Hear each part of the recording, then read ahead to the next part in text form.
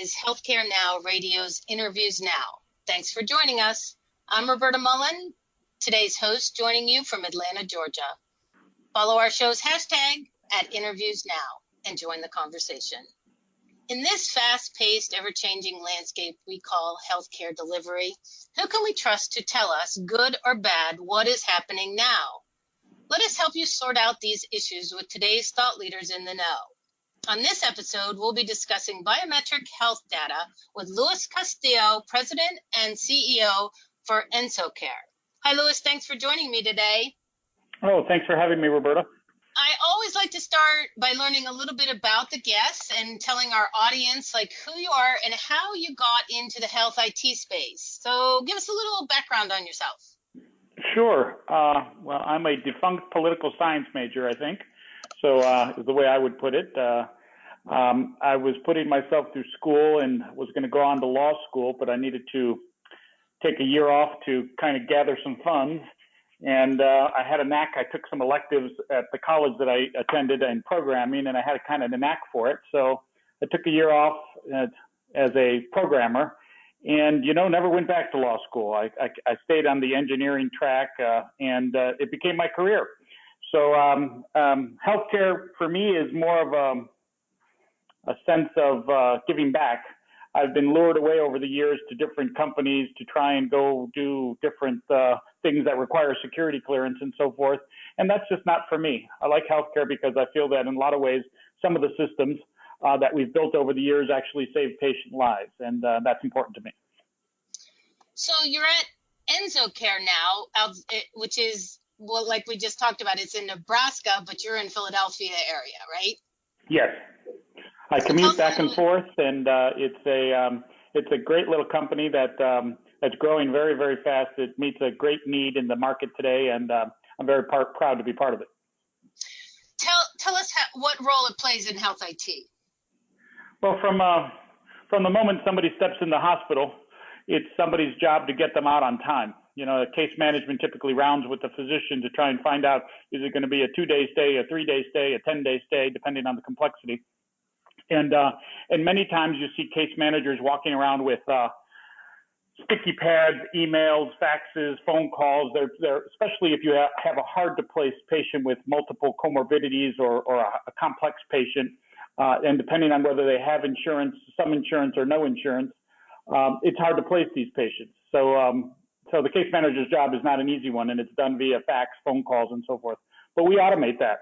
We kind of take an Uber approach to it or an eBay approach to it, where we have a built-out network of engaged post-acute care facilities across the country.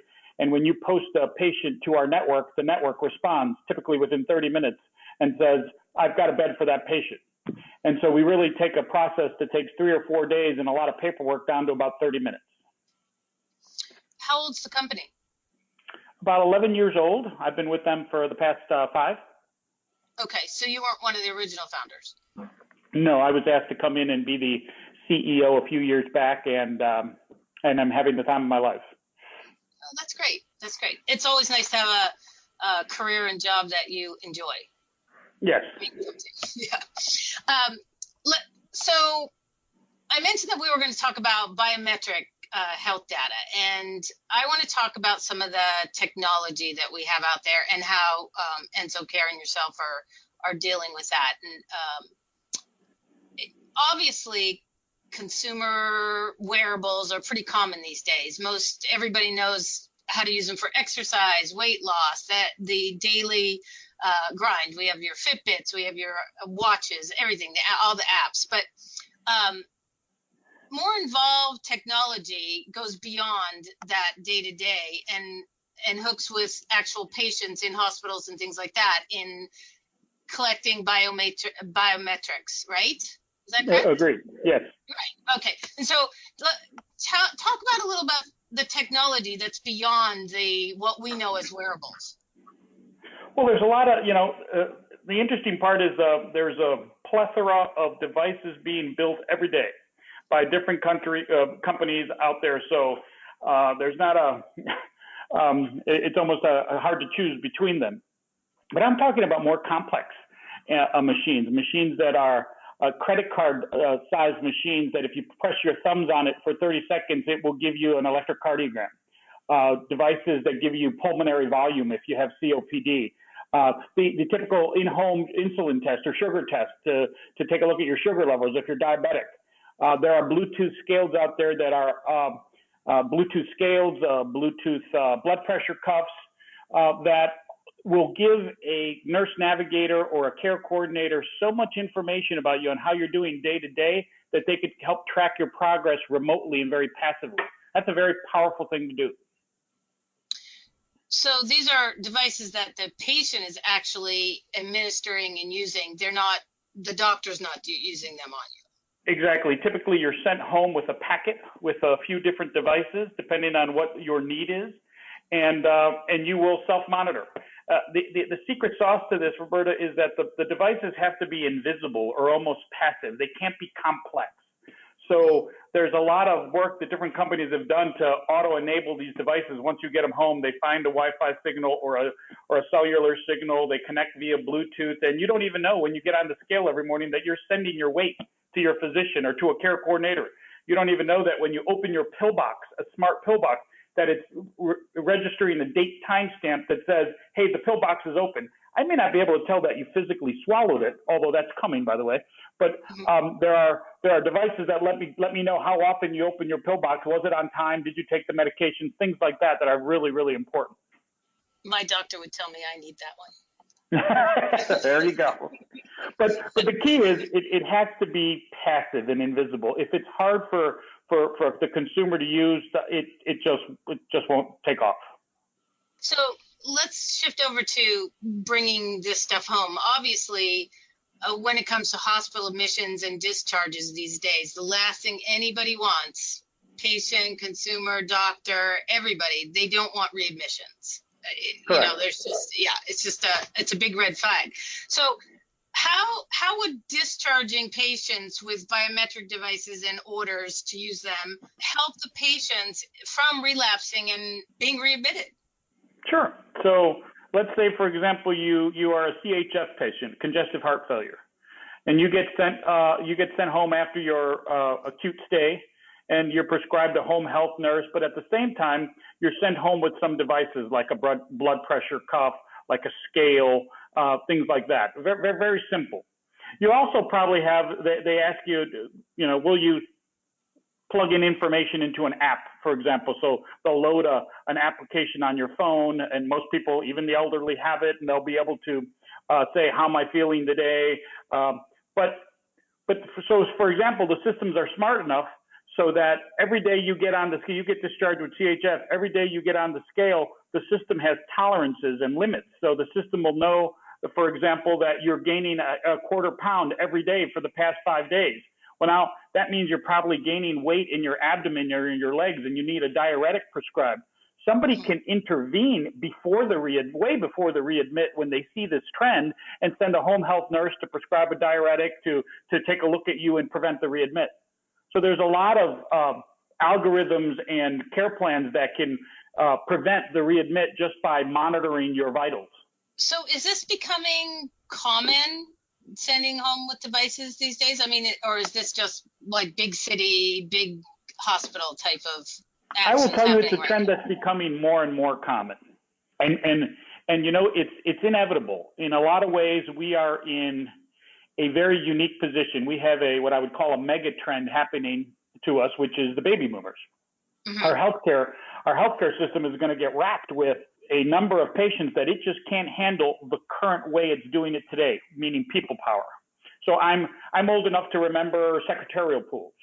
Well, now there are actually nurse navigator pools. There are nurse coordinator pools where there are trained clinicians, trained nurses in warehouses, in office buildings, 75 to a room, just calling patients to see, how are you feeling? Did you get on the scale today? Did you have your doctor appointment? Did you fill your meds?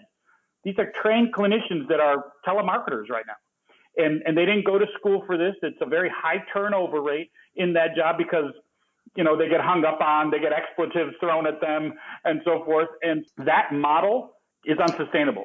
So trying to throw technology at this and embed technology to automatically collect these things and only intervene when is needed is going to make it the system much more efficient.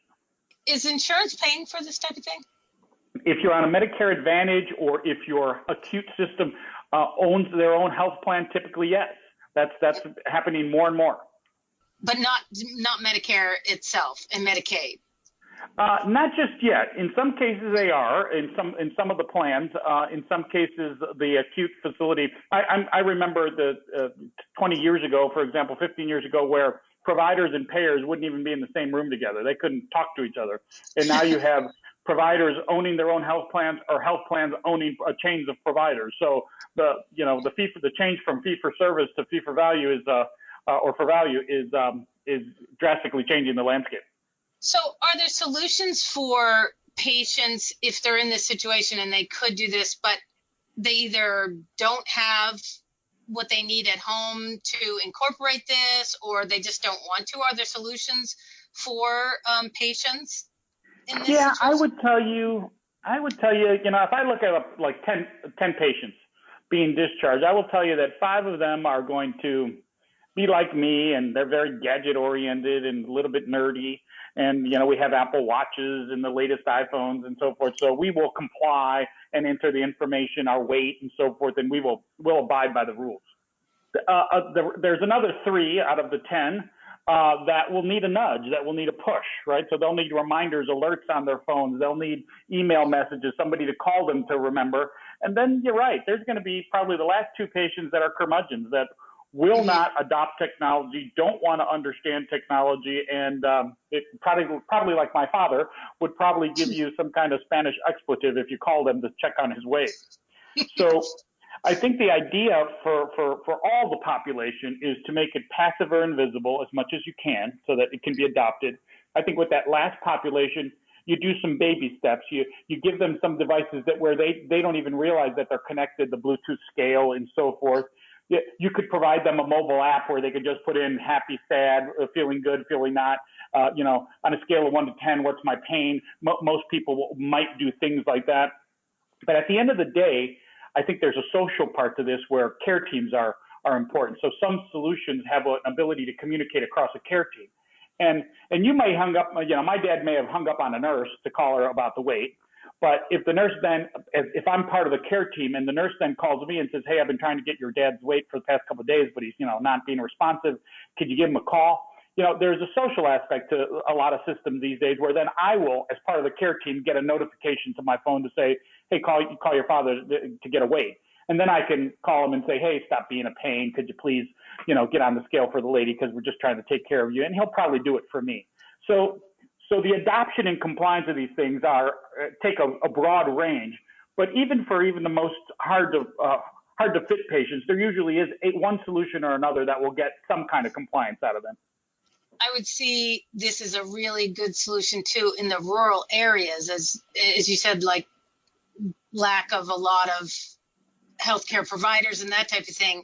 But then you have the barrier of infrastructure as far as Wi-Fi and internet connection goes in the rural areas. So you have this it would be a great solution there, but you have this barrier. So I see all of the infrastructure that the feds are putting into the money, getting the infrastructure for internet, especially on the healthcare side in the rural areas. Sure. Yeah, although, 3G, 4G, a lot of these devices can work off of a very modest cell system as well. But yes, having high-speed connectivity always helps. Right. If you're just joining us, this is Interviews Now, and I'm talking to Luis Castillo. He's from Ensocare, and we're talking about biometric health data. Let's talk a little bit about population health. Could this type of monitoring be useful in managing population's health? Seems like it. Yeah, no, I think it's very well positioned for that. I mean, when you think about it, many places are beginning to look at things like managing a population, looking at a different disease state. And in some cases, they're only looking at a specific disease state. It might be diabetes, or it might be COPD that's troubling this particular provider. But these type of systems are readily provisioned for that. One of the reasons is because profiles can be developed, which is a lot of what population health needs. Yeah, well, at least in my opinion, population health is about wellness and prevention, right? So if you could take a lot of data, large amounts of data about your population, aggregate it all from the patient charts, and be able to look at, trends and profiles about folks. If you could look at things like weight and BMI and diet and family history, the system could deduce a risk factor. Today hospitals use things like LACE and so forth, but different risk algorithms. But a system could actually give you very intelligent information, and it could begin to, what I like to call, it could begin to look at what's not happening, which is almost as important as what did happen. So for example, what didn't happen? The patient was discharged and didn't get their pharmacy thing filled out. They never had their post-discharge doctor appointment, or they know that here's a population of patients that have a high sugar level but haven't had an H1AC in 2 years. Well, that's over the limit.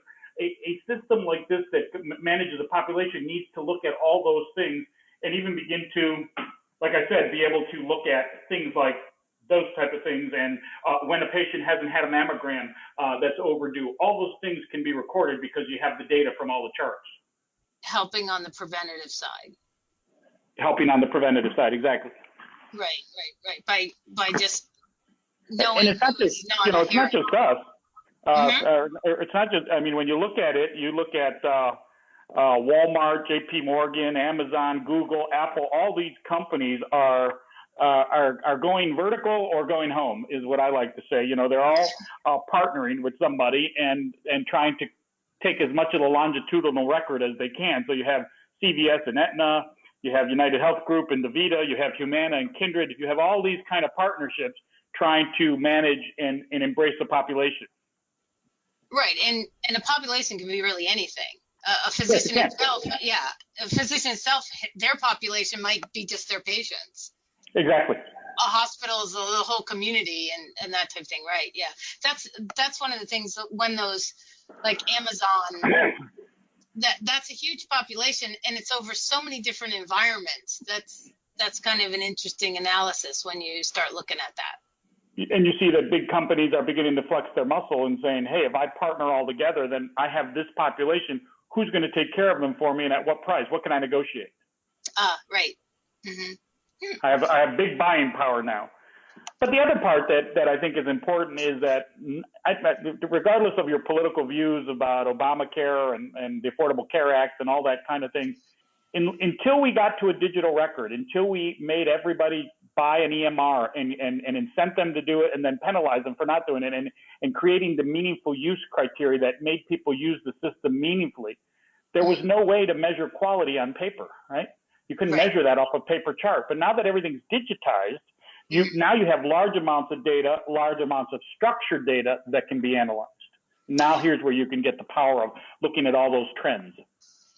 And that's exactly leads into my next question, in that, in the last 10 years, it's been almost a decade since the HITECH Act, and all the technology that's come into healthcare, one way or the other, has a common denominator, and that's collection of data.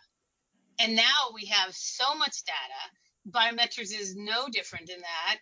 But what are the benefits of having all this data, especially on the biometric side, on that, on the after kind of care?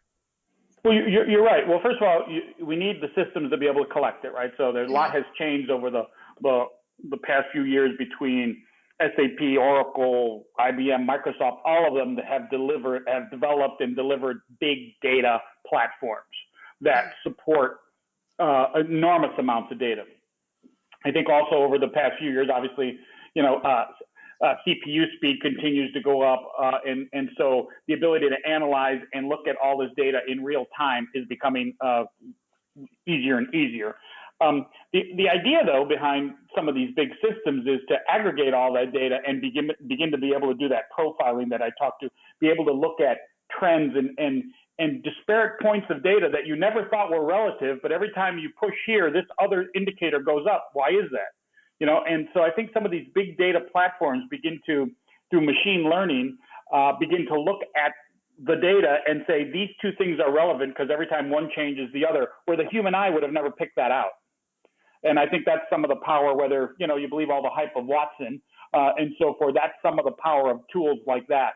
There's a lot of companies that are looking at artificial intelligence to supplement the data streams. You have Microsoft and UPMC announced a virtual assistant so that the doctor could be patient-facing during your doctor visit, and a virtual digital scribe is taking down all the information and filling out the care plan or the encounter. Good point. I'm going to shift on the devices. That obviously there's a lot of different devices in this biometric field. The FDA, I've been reading for the last year and everything, and they keep saying they're making their platform easier to get through and everything else. How is it? Do you know anything about like the FDA and how quickly they are putting these devices on the market these days? Well, I know I really steer away from it as a software provider. And all jokingly aside, I don't want to go through the process of being considered a class 2 device.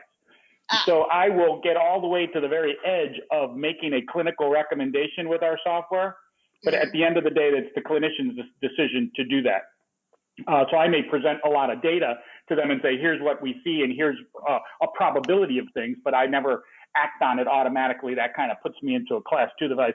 I think they are getting better. I think some of the things that I hear from my colleagues in the industry and from ACHE and the AHA group and so forth, I think some of these things are getting easier to get past. But for a company my size, it's still quite a burden to go through that process. So I try and go right up to the edge of the line and then back away. But we're not going to be able to collect all this data unless we have these devices that keep getting to be the next generation and the next generation, right? No, you're right. You're right. And collecting the devices, you're right. That's, to a certain extent, I collect all the data from the devices, but I'm not a device manufacturer. But as I said, there are hundreds of new devices coming out daily. And like I mentioned before, what's coming, there's actually a smart pill now that in some cases you could take that will send off a beacon when it dissolves in your stomach, so you'll know that it was actually taken. Some of these things are a little extreme for me, but in some cases you do need to manage when exactly dosages were given in order to measure things, especially for case studies and for clinical trials. So last question is, what is your prediction on where we're going to be in 5 years? Are we going to still be talking about the same thing? We've got all this data where, the people with the money are actually being able to use it. Those that don't, not having it. Are we still going to have this like kind of split healthcare system? What's your crystal ball vision? I'm just 5 years down the road. Are we going to see a change in how we deliver our healthcare? Well, I tend to be more of an optimist, so I'll preface it with that. I sit in some panels, and I do some board work for different startup companies, and part of my parent organization does investments. So I do work with quite a lot of private equity and venture capital firms, and the amount of innovation that I see in the healthcare industry, and then when you see places like Walmart and others, join and try and get into the fray of healthcare, I think a lot of them are going to find out that it's very hard. But I'm very optimistic about where we're going and some of the innovation that happens. So not only are the databases getting faster, bigger, and better, I think that companies are getting vertical. They're beginning to say, this is not so much an option. Wellness is something that I'm going to offer my employees. And yeah, you have a choice, but it's going to be it's going to be harder and harder for you not to subscribe to a wellness package because you'll pay more. If you don't subscribe, you'll pay more than the person that's part of the wellness program. Companies are moving in that direction. So I think I'm more of an optimist. I think the systems are going to catch up. I think people are getting very, very familiar with Alexa and Siri and some of these digital assistants. So you'll see that play a bigger role in our technology moving forward. The biggest question that somebody asked me the other day is, more and more, you can't tell if it's a digital assistant or not. The voices are getting better. They're faster, so they don't need to think as much. Would you want to be told, this is a question for your listeners, would you want somebody to announce when they call you that they're a digital assistant, or would you like to be fooled and not know whether they're digital or a real person, because that day is coming. Right. But anyway, the short answer is I think that some of the innovation and some of the technology changes are going to help manage populations and kind of start turning the corner, the cost curve a little bit. But I think the one thing that I don't know that much about, that everybody tells me none of this can happen without payer reform, is probably very, very true. But I'm not on the payer side. I'm more on the provider side. But I think that somewhere along the way, we have to marry these two initiatives. I think the being optimistic is in the right direction. I think the people that aren't optimistic are what is dragging us down at this point, because they just don't want to go forward. On the innovation, that's funny because I've been in several hotels recently, and they all have the bots now, where as soon as you get there, your phone says, "Hi, I'm so-and-so," and says, "If you need anything, just ask me," or whatever. And I'm waiting to go into the hospital one day and have my phone start talking to me about, "Oh, you're here for this, right?" That it's not very far away, I don't think. And you won't have to fill out the paperwork 10 times because it'll already know that you're there. I recently went someplace to get a blood work done, and they knew I was coming. I didn't have to fill anything out. They just asked me my name and my birth date and an ID, and everything was already in the medical record, all the referrals and stuff. So it's getting there. There used to be a day where you used to have to sign that each place you went to. I can never say enough. I use the Emory system here, and I'm going to give a shout out to Cerner. So I'm hoping they can change the VA. But yes, I go everywhere I go. It doesn't matter. My primary care, I just had some surgery. I broke my ankle. I went to an emergency room all over town, and I don't do anything. I just say who I am and show my ID. Exactly. And that's great. It's a great system. Well, I've really enjoyed talking to you today, Luis, and meeting you. Hope that in future conferences we actually meet up sometime. All right. Thank you very much, Roberta. Thanks for having me. You're welcome. You can learn more about Ensocare at enso.com, and that's ENSOCARE, and follow them on Twitter at Ensocare Circle.